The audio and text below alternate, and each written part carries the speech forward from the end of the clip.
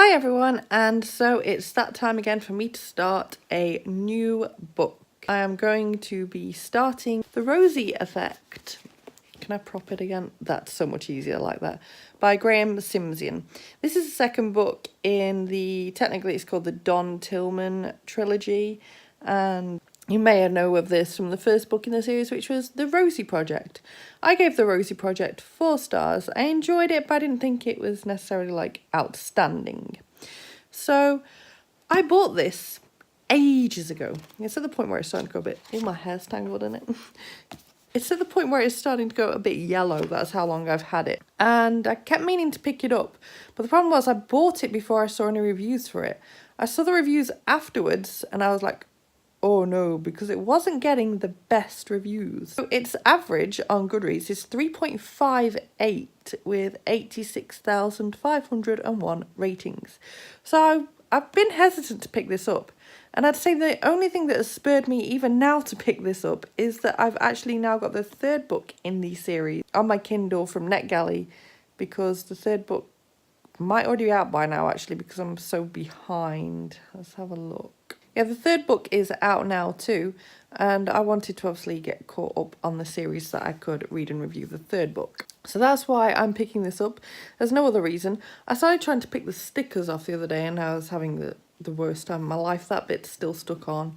This one won't come off at all. I'm now wondering why I even bothered trying. At least when the stickers are still on, you just look lazy, whereas this just now looks an absolute mess.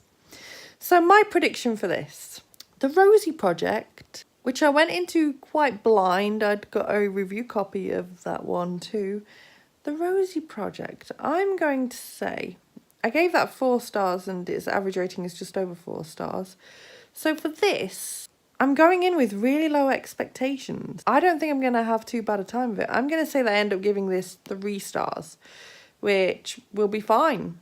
Will just be absolutely fine. I don't know much about what this sequel follows. All I know is that we obviously follow the same characters as in the Rosie Project and how they're now getting along together, I suppose, is the most spoiler-free way I can put it. I'm really excited to kind of finally get this knocked off my TBR as much as anything, because as I said, I bought it kind of quite blindly and then saw the bad reviews afterwards and was like, oh, so I think it might take me a little while to get through just because I'm really busy right now and it's actually quite chunky. It's over 400 pages, so I'm just going to take it steady. Slow and steady wins the race. And obviously I'll get back to you when either I've got something else to say about it or when I've finished it. So I'm not too many pages into the Rosie Effect. And I've got a couple of things I just want to quickly kind of mention. So in this very first opening bit, there's discussions of one of the characters from the previous book kind of going around sleeping with women, and then he stops in Sweden because he thinks he's got this Swedish woman and actually she's lives in Australia and there's some sort of connection to his wife and he's been thrown out. Anyway, that's not the point. The point is that they're using the Swedish name for the city rather than the English translated version. I'd have been so confused about where this was if it wasn't for the fact that I lived in Sweden for a few years. So it's saying that what happens in Göteborg stays in Göteborg. That is Gothenburg. But I wouldn't have known that if I hadn't lived in Sweden. Most books tend to translate it to Gothenburg. It's what everyone who speaks English knows the city as. So I'm really confused as to why they've left it as the Swedish translation of Göteborg. I'm confused. It's up there.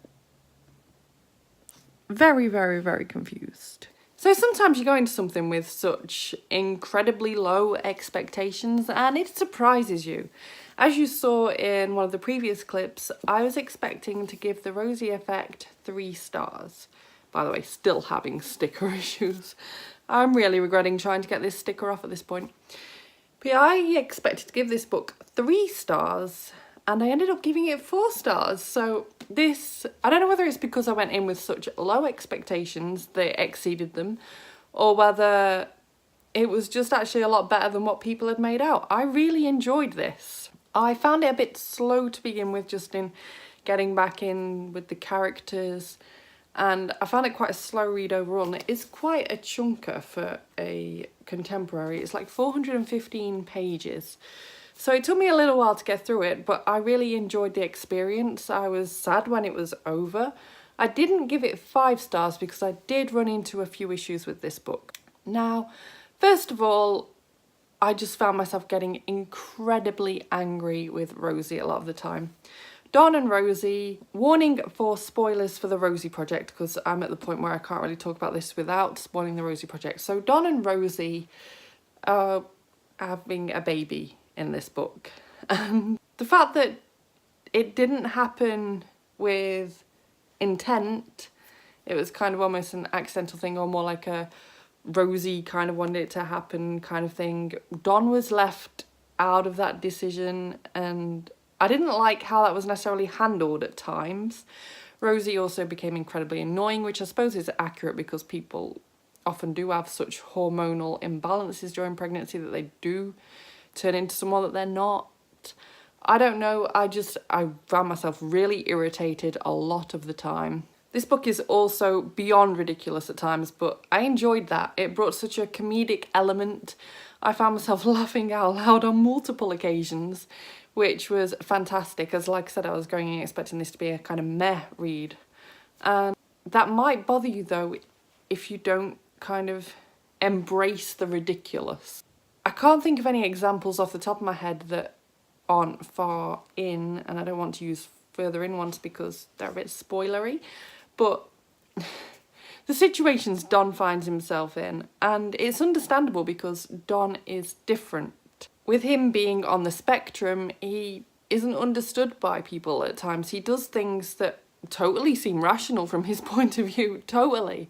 Yet other people wouldn't necessarily see his behaviour as normal, and it gets him into some very sticky situations. And you do find yourself thinking, but would this really all have played out in this way? And yeah, I just don't know is the answer to that.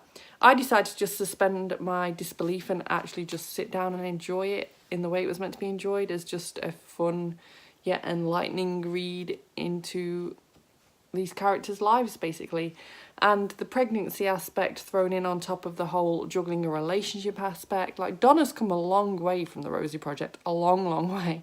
And it was just great to see the character development within this, at least on Don's part. As I said, Rosie just felt like she kind of went backwards. But you win some, you lose some. This has made me really excited to read the final book in the trilogy. I'm not sure when I'm going to get to it, but hopefully in the up and coming months. So I am very excited to have finally got this out of the way, and I'm sad that it took me this long, like to yellow ink paperback long, to actually pick this up, because I really enjoyed this. If you've been putting reading it off for the same reasons as me because you were worried about it, don't be worried, just go for it. I highly recommend it. I thought in some ways it was definitely on par with the Rosie Project. In some ways I enjoyed it more just because of those comedic elements, and other places I was just getting to the point where I wanted to throw the book across the room because I wanted to imagine that Rosie was over there and I was going to throw the book at her. Thank you so much for watching this review. If you liked it, please give it a thumbs up.